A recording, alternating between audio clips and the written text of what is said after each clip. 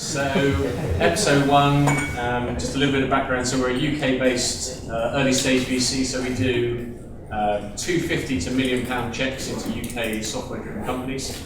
The portfolio company I'll talk about is CarWow, which was our first investment.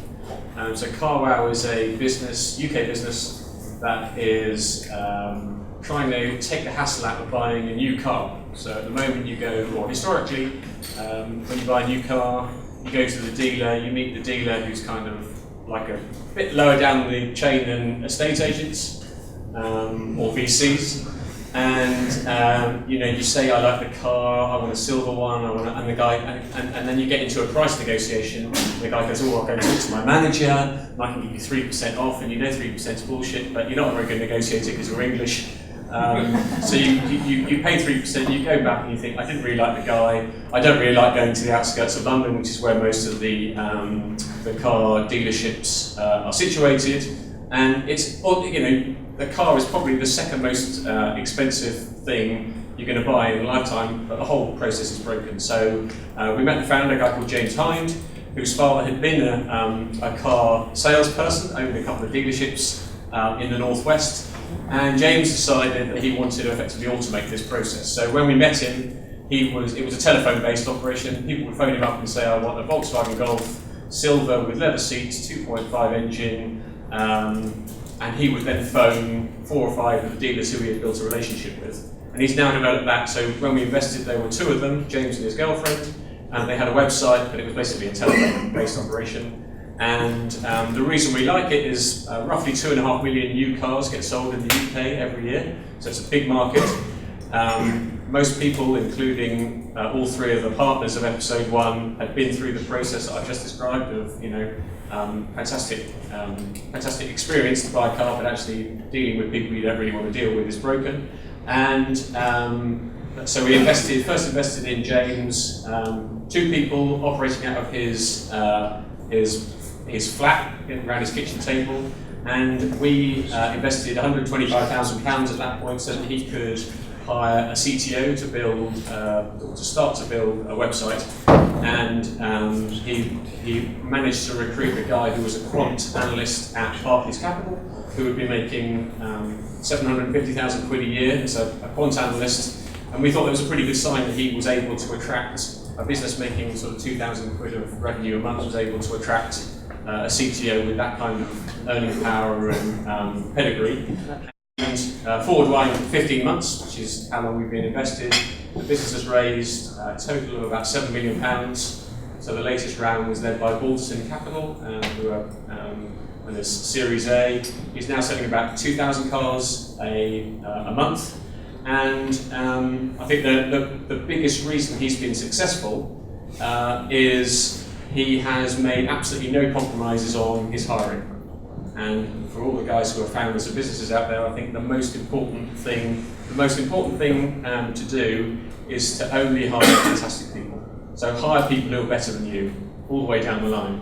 And if that means that things happen a little bit more slowly, so you don't get to 10 people in the dev team as fast as you would like, you're better off having 4 really fantastic techies than 3 fantastic guys and 4 ordinary guys, because the 4 ordinary guys will just swallow all of your time.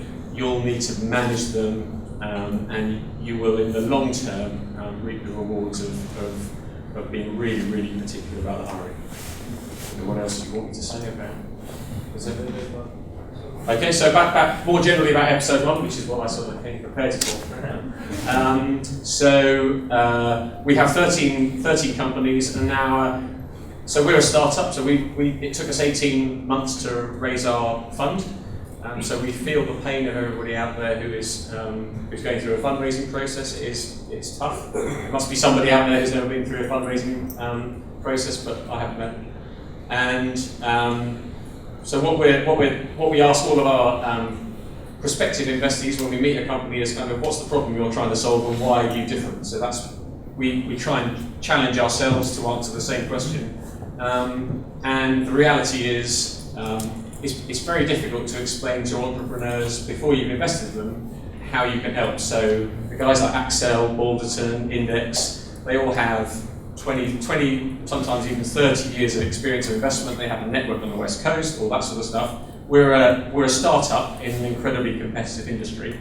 So our USP, if you like, is when you come and see us for the first time as an entrepreneur, at the end of the meeting, if we're not interested, we'll tell you, so that you don't get out, oh yeah, maybe that looks interesting, why don't you come back and kind of, we'll just say, actually, you know what, we won't waste your time, we're never going to invest in this company, go and spend all your time talking to guys who are going to invest. The other thing we do is, when we do invest, when we decide to invest, we try and make that process as quick as possible. So we have a 7+7+14, which is, you'll meet one of us in 7 days, you'll meet the rest of the team 7 days after that, and then 14 days after that you'll get a term sheet from us. And then typically it takes from term sheet to completion about a month. So you ought to be looking at no more than 2 months from first meeting to getting money in the bank.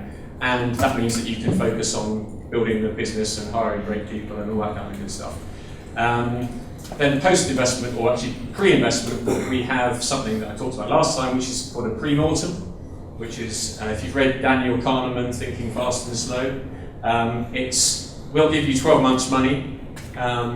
What we do with the pre-mortem is say, okay, so let's go forward 12 months, maybe 13, because you fired a couple of people and you made the cash run last a bit longer. Let's assume this doesn't work. Let's identify the things that could stop you being successful. So is that competitive response? Is it because you've spent more money on something? Is it, every business will have a series of 5 or 6 different things that will prevent them from being successful. Is it because sales cycles are longer than you think? And what we then do is we try and work out strategies to attack each of those potential vulnerabilities. We normally spend we spend a morning or an afternoon with a company really trying to figure out what those vulnerabilities are. And then it's our job as the VC on every couple of weeks when we sit down or talk on the phone or have a board meeting, it's up to us to effectively remind the entrepreneur what those barriers were and measure how we're doing against effectively knocking over those barriers to success. That's pretty much episode 1. I'm around for an hour or so after the presentation this afternoon, so look forward to speaking to those of you who I haven't already spoken to.